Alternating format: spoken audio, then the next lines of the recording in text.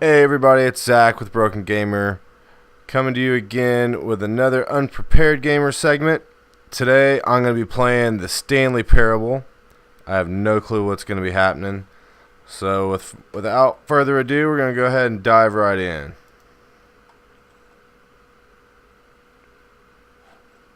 Well, who would have saw that coming? How much porn do you have on your computer that it takes this long? Fucking way too much. Not enough? I don't know. Is there too much to be had? This is the story of a man named Stanley. Stanley worked for a company in a big building where he was employee number 427. Employee number 427's job was simple. He sat at his desk in room 427 and he pushed buttons on a keyboard. Orders came to him through a monitor on his desk, telling him what buttons to push, how long to push them, and in what order. This is what employee 427 did every day of every month of every year. And although others might have considered it soul-winning, Stanley relished every moment that the orders came in, as though he had been made exactly for this job. And Stanley was happy. That sounds terrible. And then one day, something very peculiar happened. There's Something no way that I would could do forever that. change Sitting there, Stanley. Something pressing he would never buttons quite forget. like a He had monkey. been at his desk for nearly an hour when he realized that not one single order had arrived on the monitor for him to follow. No one had showed up to give him instructions, call a meeting, or even say hi. Never in all his years at the company had this happened, this complete isolation. Something was very clearly wrong. Shocked, frozen solid, Stanley found himself unable to move for the longest time. But as he came to his wits and regained his senses, he got up from his desk and stepped out of his office. All of his co-workers were gone. What could it mean? Stanley decided to go to the meeting room. Perhaps he had simply missed a memo.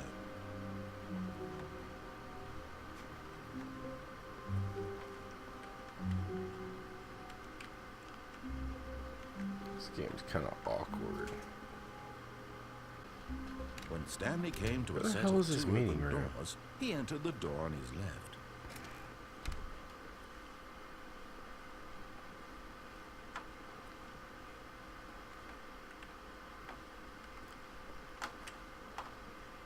Yet there was not a single person here either. Feeling a wave of disbelief, Stanley decided to go up to his boss's Tips office, for not hoping getting he might fired. find an answer there. I missed that day of work.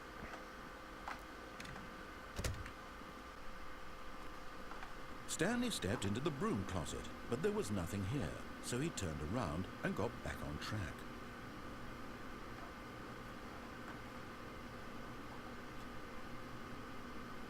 There was nothing here. No choice to make, no path to follow, just an empty broom closet. No reason to still be here. Well, where the hell is his boss? Well, that's a swanky wallpaper configuration. Stepping into his manager's office, Stanley was once again stunned to discover not an indication of any human life. Shocked, unraveled, Stanley wondered in disbelief who orchestrated this, what dark secret was being held from him. What he could not have known was that the keypad behind the boss's desk guarded the terrible truth that his boss had been keeping from him. And so the boss had assigned it an extra secret PIN number, 2845. But of course, Stanley couldn't possibly have known this.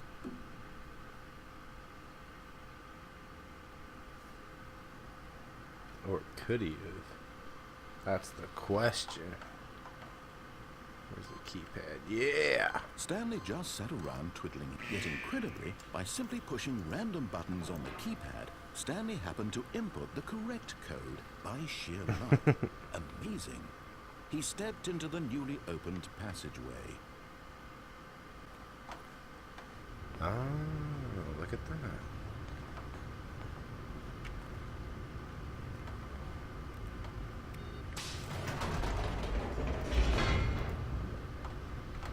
Let's roll, Broseph. Too much poured. Descending deeper into the building, Tons Stanley of porn. realized he felt a bit peculiar. It was a stirring of emotion in his chest, as though he felt more free to think for himself, to question the nature of his job. Why did he feel this now, when for years it Yeah, had never pushing occurred to him? buttons for a living kind This of question would sucks. not go unanswered for long.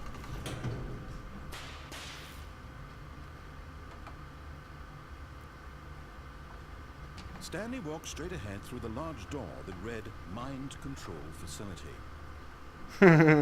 Mind control facility.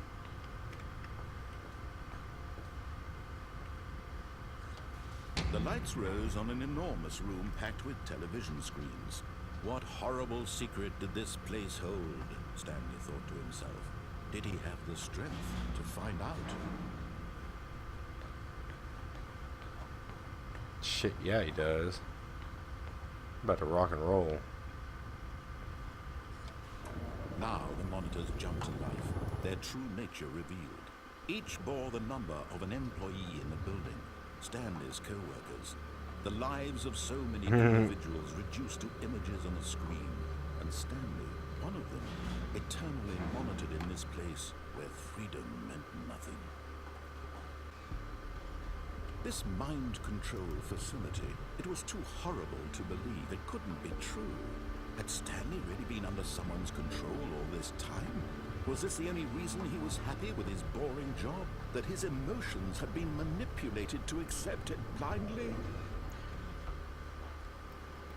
No. Probably. He refused to believe it. Thanks, Obama. He couldn't accept it. His own life in someone else's control? Never. It was unthinkable. Wasn't it? Was it even possible? Had he truly spent his entire life utterly blind to the world? But here was the proof. The heart of the operation. Controls labeled with emotions. Happy or sad or content. Walking, eating, working. All of it monitored and commanded from this very place. And as the cold reality of his past began to sink in, Stanley decided that this machinery would never again exert its terrible power over another human life. For he would dismantle the controls once and for all. Let's fucking smash some shit, Stanley. System power off.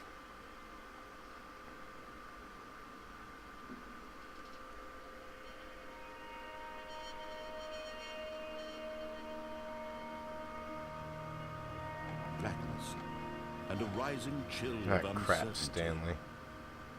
Was it over?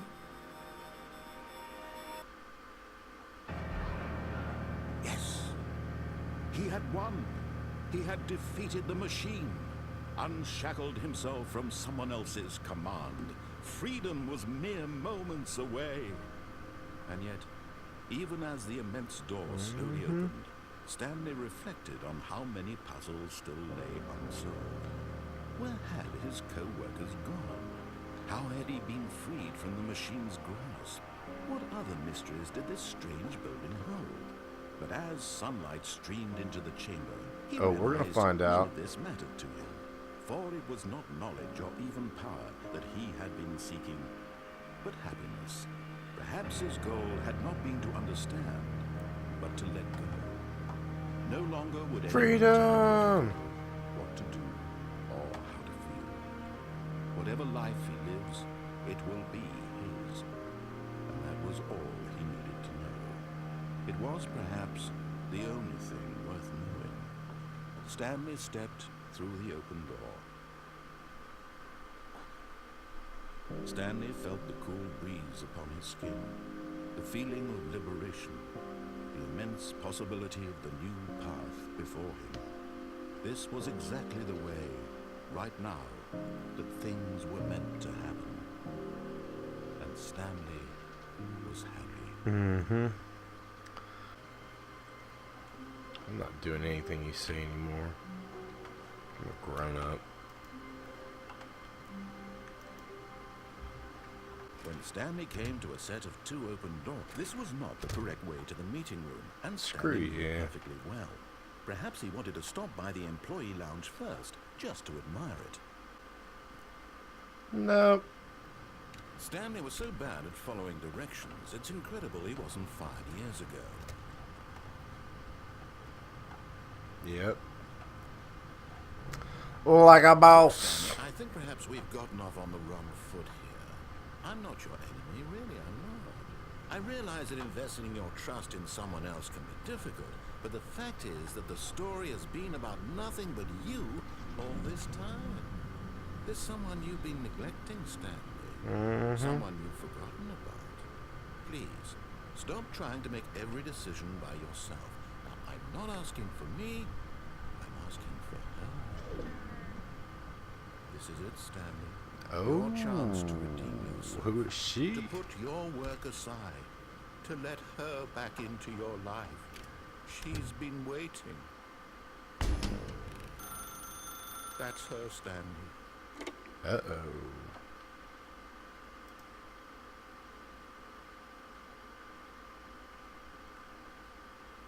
Oh, Stanley, is that you? Hold on, sweetie. Sorry to keep you waiting. I'm just pulling the bread out of the oven. All right. Okay, there we go. All right, now, I want you to come in and tell me all about your day. Gotcha. Oh. Oh, come on.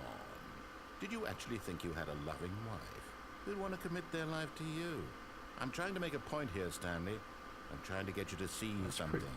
Come inside. Let me show you what's really going on here. Sorry, but you're in my story now.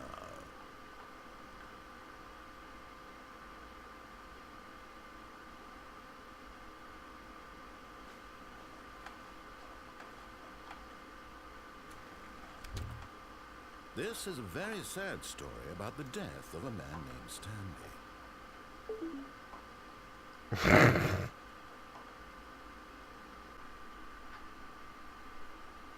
Yeah, let's start this thing again. All of his co-workers were gone. What could it mean? Stanley decided to go to the meeting room. Perhaps he had simply missed a memo.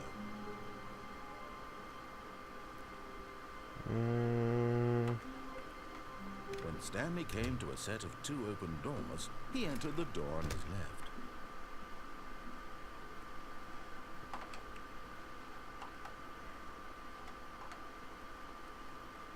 Yet there was not a single person here either.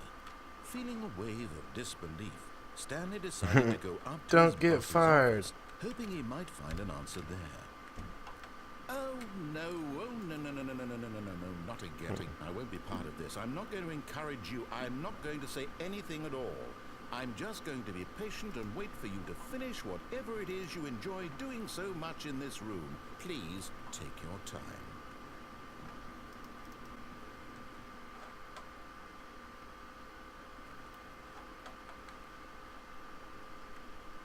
Coming to a staircase, Stanley walked upstairs to his boss's office. No. Homie, don't play that. What in the world do we have here? Looks like a vagrant camp.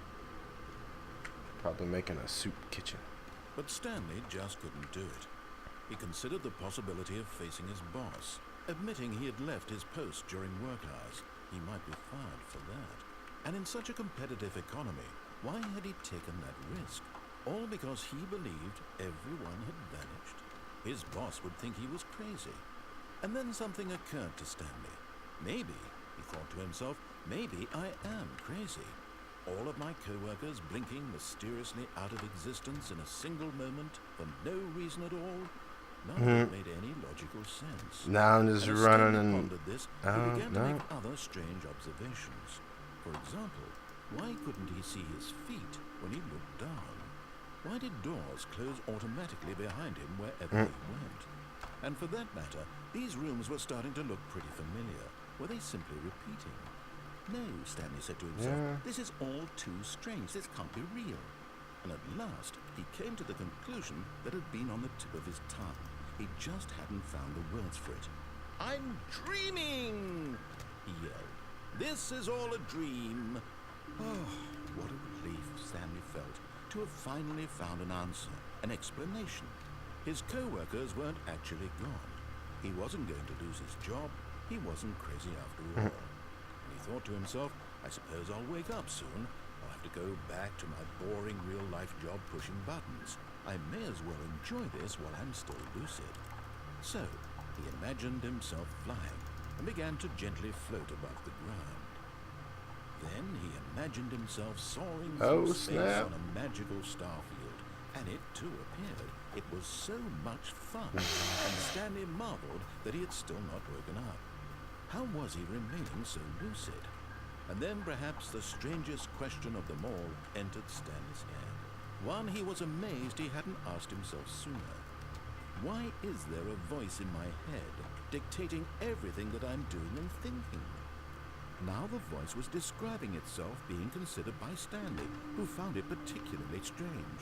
I'm dreaming about a voice describing me, thinking about how it's describing my thoughts, he thought. And while he thought it all very odd, and wondered if this voice spoke to all people in their dreams, the truth was that, of course, this was not a dream. How could it be? Was Stanley simply deceiving himself, believing that if he's asleep, he doesn't have to take responsibility for himself? Stanley is as awake right now as he's ever been in his life. Now, hearing the voice speak these words was quite a shock to Stanley. After all, he knew for certain, beyond a doubt, that this was in fact a dream. Did the voice not see him float and make the magical stars just a moment ago? How else would the voice explain all that? This voice was a part of himself too, surely, if he could just... He would prove it. He would prove that he was in control, that this was a dream. So he closed his eyes gently, and he invited himself to wake up. He felt the cool weight of the blanket on his skin, the press of the mattress on his back, the fresh air of the world outside this one. Let me wake up, he thought to himself. I'm through with this dream. I wish it to be over. Let me go back to my job. Let me continue pushing the buttons. Let me go back to my job. Please. It's all I want. Pushing the buttons. I want Please. my apartment. It's all I want. And my job. All I want is my life exactly the way it's always been. My life is normal. I am normal. Everything will be fine. I am okay.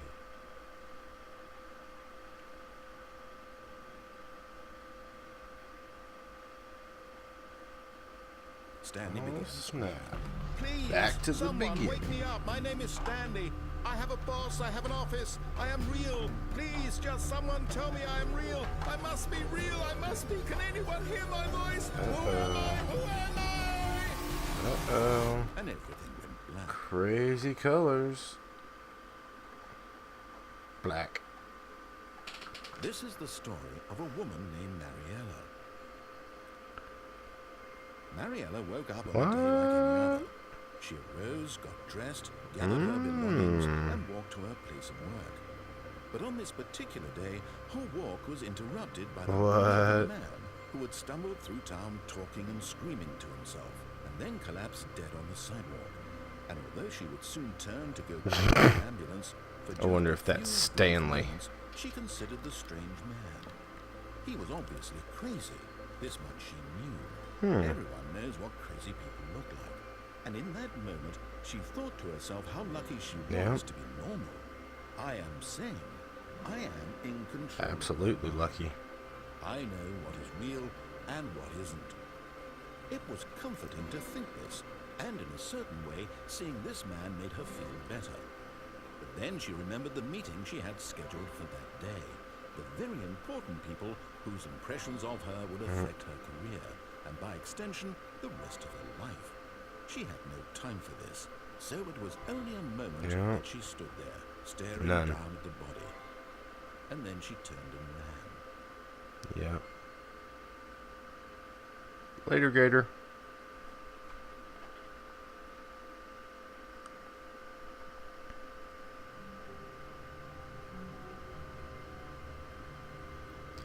Alright guys, so it looks like I'm back to the beginning, and there are crazy numbers of endings, I guess. So we're going to cut it off here.